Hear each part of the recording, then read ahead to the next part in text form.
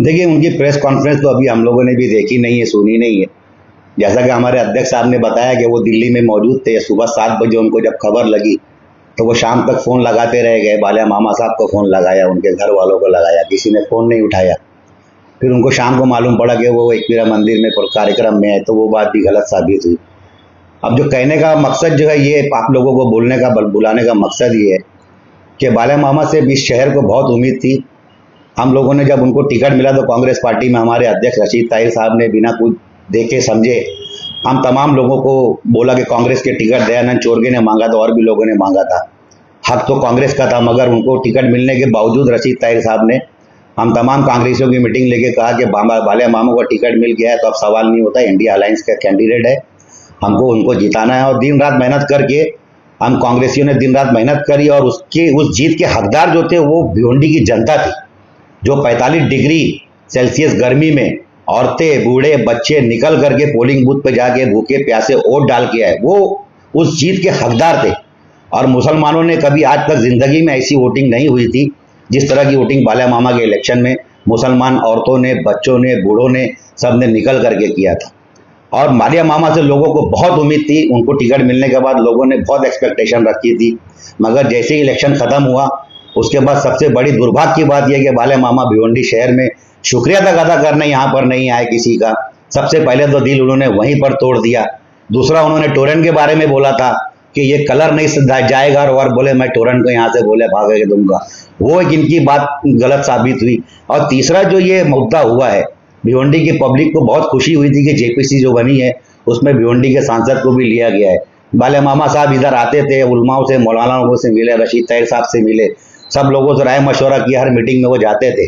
मगर जब इस मीटिंग का जो पार्लियामेंट में जब बिल आया है उस वक्त इनको गैर मौजूदगी जो है इनकी ये एकदम संदेह के घेरे में लाती है। उनको गैर मौजूद नहीं रहना चाहिए था।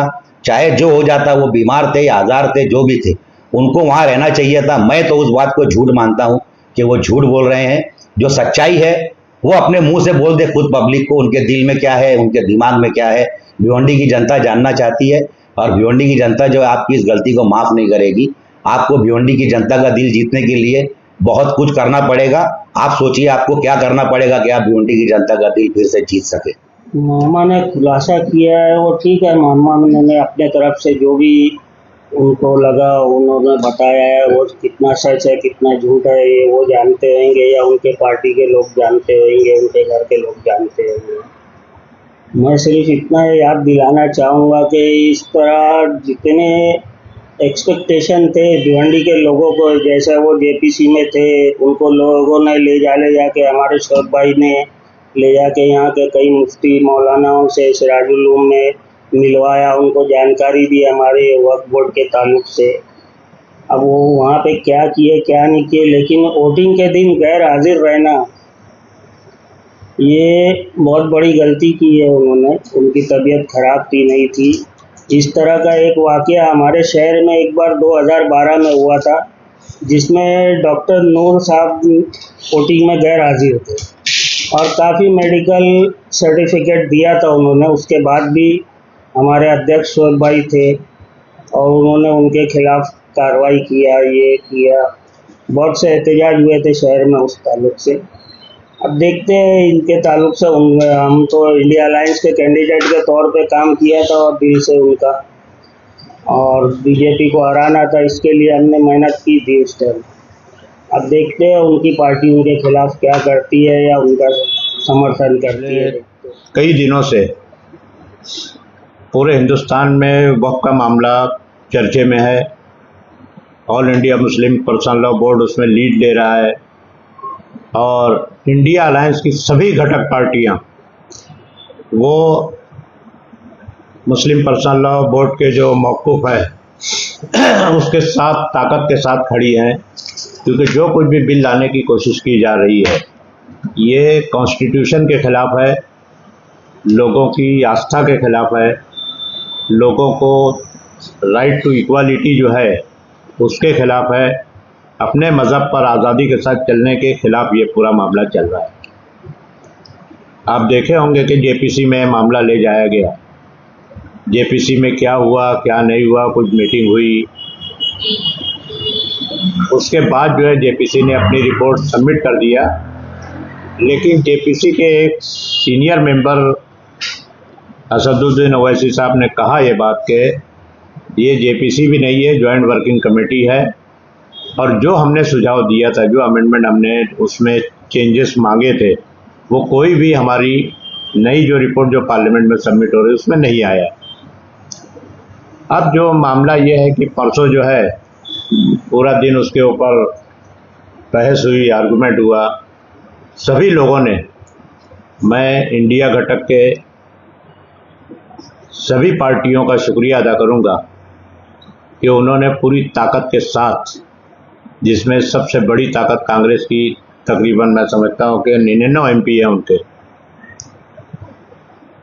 उन लोगों ने अपना मौक़िफ़ जो है सेकुलरिज्म के साथ, कॉन्स्टिट्यूशन के साथ रहने के लिए उन्होंने पूरी ताकत के साथ लड़ाई ली। उसके साथ ही साथ जितनी पार्टियां, टीएमसी है, समाजवादी है, राष्ट्रवादी कांग्रेस है, इस तरह सभी पार्टियां जो है इंडिया घटक की, ऐसा लग रहा था कि देश जो है दो टुकड़े में बंट रहा है।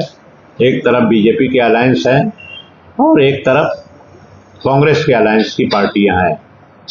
राहुल गांधी हमेशा कहते रहते हैं कि लड़ाई जो है विचारधारा की है।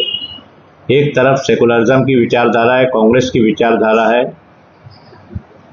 दूसरी तरफ जो है आरएसएस और बीजेपी की विचारधारा है।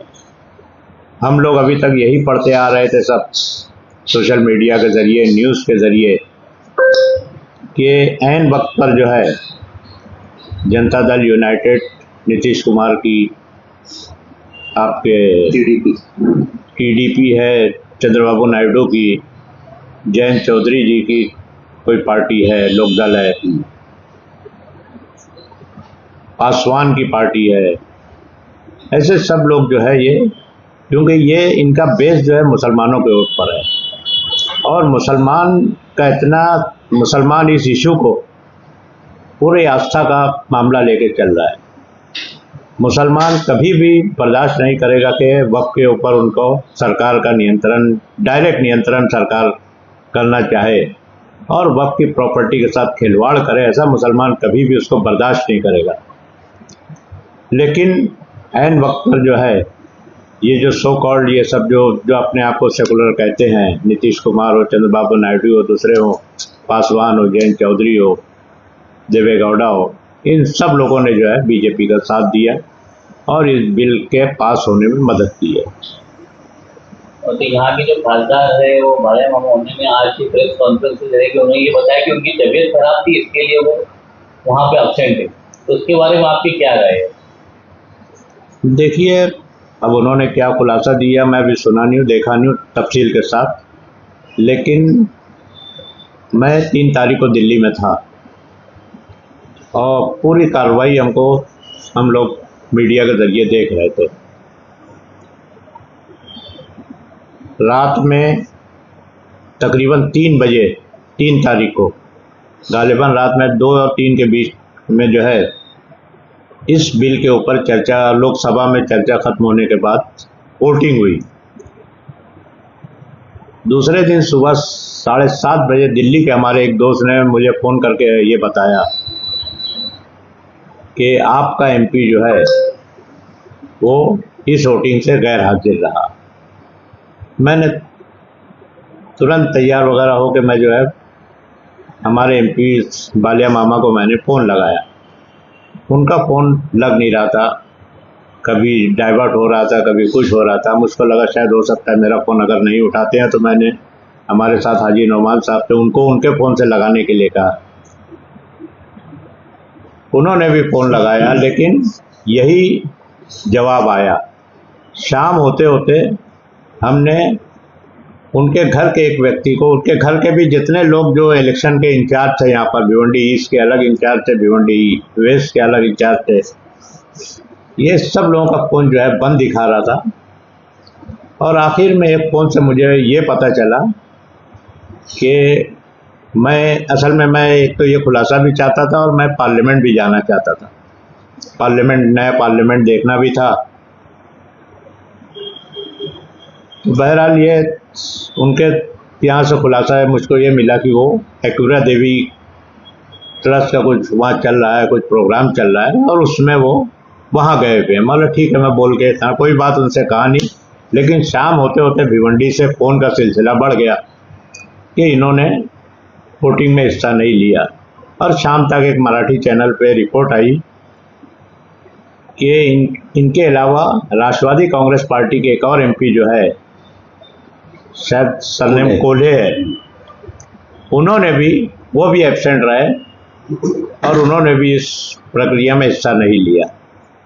बहुत दुख हुआ, मैं बहुत शर्मिंदगी महसूस किया हम लोगों ने कि इतने अहम इशू के ऊपर हमारा एमपी, जिसको भिवंडी की आवाम ने चुन के दिया है, भले वो कॉन्स्टिट्यूंसी बहुत बड़ी है, लेकिन आप रिजल्ट आप देखेंगे तो ये रिजल्ट जो है 4 कॉन्स्टिट्यूंसी में माइनस रहने के बाद 4 हल्के में, असेंबली हल्के में, आप मुरबाड़ जाइए, आप शाहपुर है, कल्याण वेस्ट है, भिवंडी ग्रामीण है, चारों जगह पर उनके वोट कम होने के बावजूद जो है भिवंडी के लोगों ने, माइनॉरिटी के ताल्लुक से मैं कहूँगा कि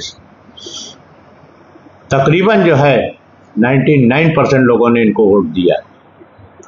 और इतना वोट देने के बाद भी जो है इस तरह से, तो हमारा सर जो है शर्म से झुक गया इस बात पर। बहुत अफसोस हुआ मुझको।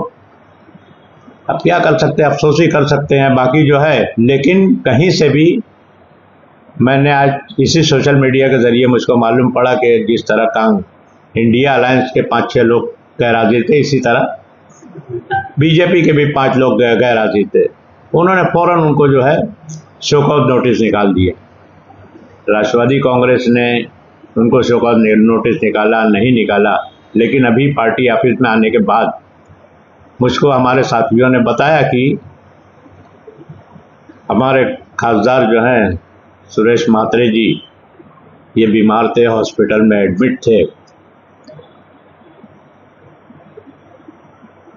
उन्होंने ये भी बता रहा हूँ उनके पास हॉस्पिटल के पेपर्स भी है। मैं उस पर कोई बहस में नहीं जाना चाहता, लेकिन एक बात ये है कि उनको या उनके घर वालों को खुलासा उसी वक्त फ़ोन पर अटेंड करना चाहिए था। ये वो नहीं असर करते तो उनका कोई पिया अटेंड करता, उनका कोई भाई भतीजा कोई भी अटेंड करता और लोगों से कहता, क्योंकि ये मामला मुसलमान बहुत संजीदगी के साथ ले रहा है। कोई भी माइनॉरिटी का जो शख्स है, वो अगर कहीं से भी अगर उसको लगता है कि उसके वोट से चुना हुआ व्यक्ति अगर कुछ गलत काम करता है और उसके खिलाफ जाता है, तो वो उसको कभी भी माफ़ नहीं करेगा। ये सच्चाई है। बाकी जो है हकीकत है, जो है आप देख रहे हो